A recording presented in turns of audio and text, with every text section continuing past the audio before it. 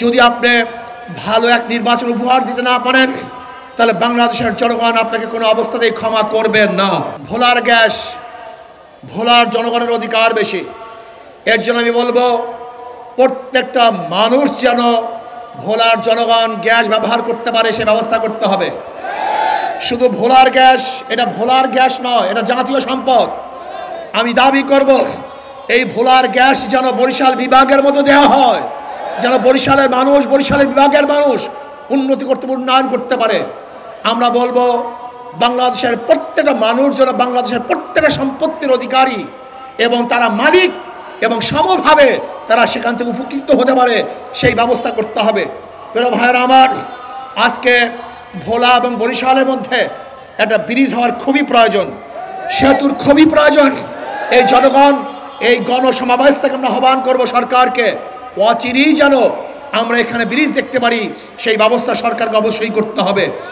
নির্বাচন কমিশনকে বলবো, যারা নতুন নির্বাচন কমিশন হয়েছেন বিগত নির্বাচন কমিশন থেকে আপনাদের শিক্ষা গ্রহণ করতে হবে। যদি আপনি ভালো এক নির্বাচন উপহার দিতে না পারেন তাহলে বাংলাদেশের জনগণ আপনাকে কোনো অবস্থাতেই ক্ষমা করবেন না। বাংলাদেশের জনগণ নিরপেক্ষ, নির্দলীয়, গ্রহণযোগ্য এক নির্বাচন চায়, যে নির্বাচনে প্রত্যেকটা মানুষ তাদের ভোট অধিকার প্রয়োগ করতে পারবে। যাকে পছন্দ করবে, যেই ব্যক্তিকে পছন্দ করবে সেই ব্যক্তিকে যেন নির্বিঘ্নে ভোট দিতে পারে সেই ব্যবস্থা নির্বাচন কমিশনকে অবশ্যই করতে হবে। বর্তমানে আমরা দেখেছি মহিলা উন্নয়নের নামে যেই কমিটি গঠন করা হয়েছে, নারী নীতি, নারী উন্নয়নের নামে যে নারী নীতি গঠন করা হয়েছে, যে কমিটি গঠন করা হয়েছে, এ তো সেই এনজিওদের এক বিশাল এক কাফেলাকে সেখানে অন্তর্ভুক্ত করা হয়েছে। এরা নারীদেরকে উন্নয়ন করবে না নারীদেরকে ধ্বংস করবে আমি জানি না। মাঠের অলরাউন্ডার আমি, আর ঘরের allrounder Tilex. Tilex toilet cleaner, clean মানেই টাইলক্স। আমি মনে করি ইসলামিক মাইন্ডেড যারা ইসলামকে লালন করে এরকম মহিলাদেরকে নারী নীতি প্রণয়নের জন্য সদস্য নেওয়া হোক, যারা মাটি এবং মানুষের সাথে সম্পৃক্ত না এরকম কোন মহিলাদের মাধ্যমে যদি নারী নীতি প্রণয়ন করার জন্য সদস্য নেওয়া হয় তাহলে নারীরা নারী থাকবে না, ওরা নারীরা নারী থাকবে না, ওরা ট্রান্সজেন্ডার হয়ে যাবে, ওরা এক সময় নিজেদেরকে পুরুষ দাবি করবে। কাজে এইটা আমরা কোনো অবস্থাতেই চাই না। এবং প্রত্যেকটা শিক্ষাঙ্গনে কওমি মাদ্রাসার ওলামায়ে কেরামকে সেখানে নিতে হবে, সেই ব্যবস্থা করতে হবে। প্রত্যেকটা সরকারি মসজিদে যেন কওমি মাদ্রাসার ওলামায়ে কেরাম ইমামতির জন্য নিয়োগ পেতে পারে সেই ব্যবস্থা অবশ্যই সরকারকে করতে হবে। এই দাবি আমরা জানাচ্ছি। ইবতেদায়ী মাদ্রাসাকে জাতীয়করণ করতে হবে।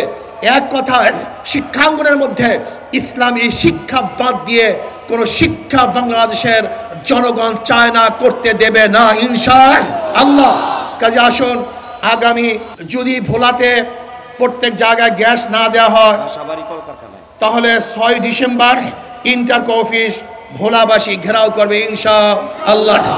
আসুন, এই যে আপনারা দেখেছেন একটা প্রতীক, এই প্রতীক হাত পাকা প্রতীক, শান্তির প্রতীক। কি প্রতীক ভাই? এটা হিন্দুরা ব্যবহার করে, মুসলমানরা ব্যবহার করে, খ্রিস্টানরা ব্যবহার করে, ইহুদিরা ব্যবহার করে, পুরুষরা ব্যবহার করে, মহিলারা ব্যবহার করে, ধনীরা ব্যবহার করে, গরিবরা ব্যবহার করে। সবার প্রতীক হাত পাখা।